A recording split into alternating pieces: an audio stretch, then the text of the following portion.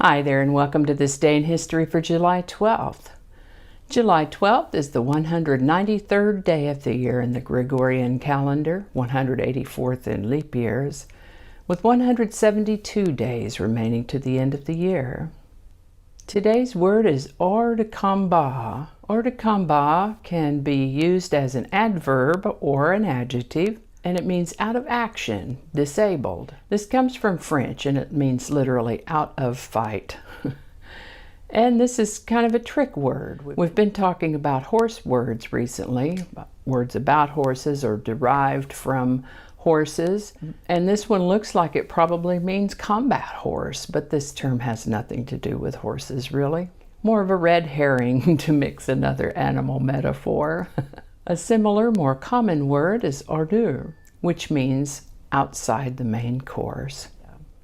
And with that, we're going to start with the birthday of Roman politician and general Julius Caesar, born July 12th, 100 BC. It seems fairly certain that Caesar had some sort of brain disorder, generally thought to be epilepsy.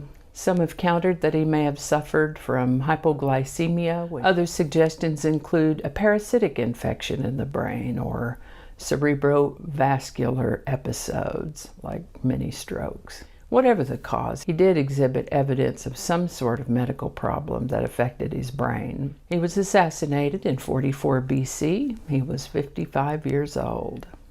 On July 12, 1543, King Henry VIII of England married his sixth and last wife, Catherine Parr, at Hampton Court Palace. She helped him reconcile with his daughters. That marriage lasted until his death 4 years later, but she didn't have him killed. He just died because he was in poor health. This is the birthday of American essayist, poet, and philosopher Henry David Thoreau, born July 12, 1817. He wrote a lot, but is best known for his book Walden, which is a reflection on simple living in natural surroundings. Thoreau contracted tuberculosis in 1835, and this bothered him off and on after that. He got a pretty tough case of bronchitis in 1860, which really knocked the wind out of his sails, so to speak. Over the next 2 years, he grew so weak that he became bedridden. In the last weeks of his life, his Aunt Louisa asked him if he'd made peace with God, and he answered, "I did not know that we had ever quarreled." Henry David Thoreau died in 1862 at the age of 44.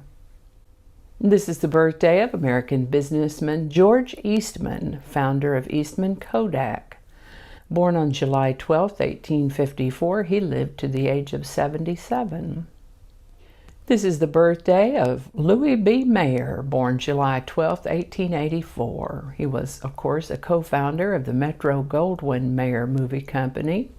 He lived to the age of 73.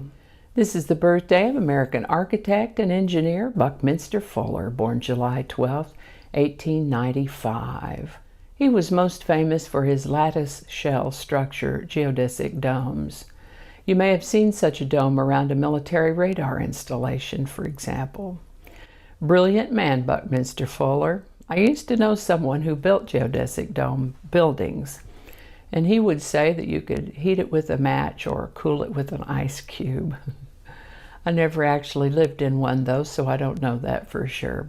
They're interesting buildings, though, sure enough. Buckminster Fuller lived to the age of 87. Looks like July 12, 1895 was a good day for birthdays, as this is also the birthday of American director, producer, and songwriter Oscar Hammerstein II. Of course, he is the Hammerstein of Rodgers and Hammerstein. He co-wrote 850 songs and worked on musicals such as Oklahoma, South Pacific, The King and I, and The Sound of Music. Oscar Hammerstein II lived to the age of 65. This is the birthday of American pianist and composer Van Cliburn, born July 12, 1934. He was born in Louisiana, toured the world playing piano concerts, and settled right here in Fort Worth in a big pretty house just about a mile from where I'm sitting right now. Well, maybe a mile and a half. Right over there anyway. Cliburn is the symbol of talent and inspiration to many young pianists, and he lived to the age of 78. There was a time that anyone would have been quite tickled to share a birthday with Bill Cosby. He sure was a funny man when he was funny.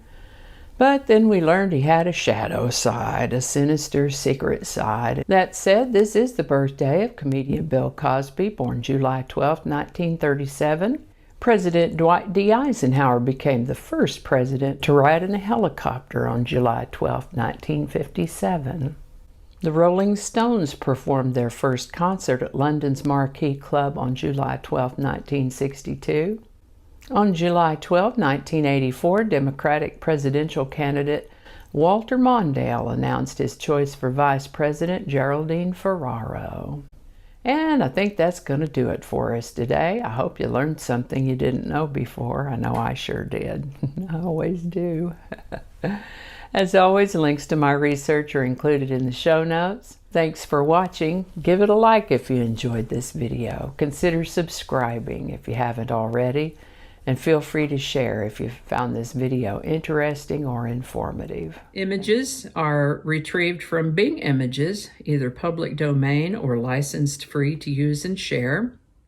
I think the correct terminology is free to share and use. Our lovely outro music is Divine Life Society by Jesse Gallagher from YouTube Music Library, and there's a link to his channel in the show notes. Thanks again, and I'll see you next time.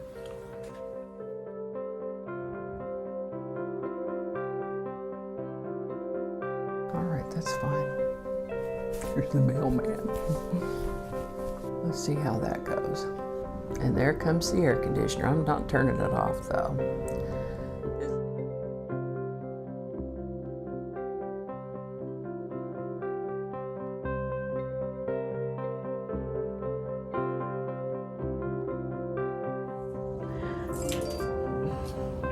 Thank you.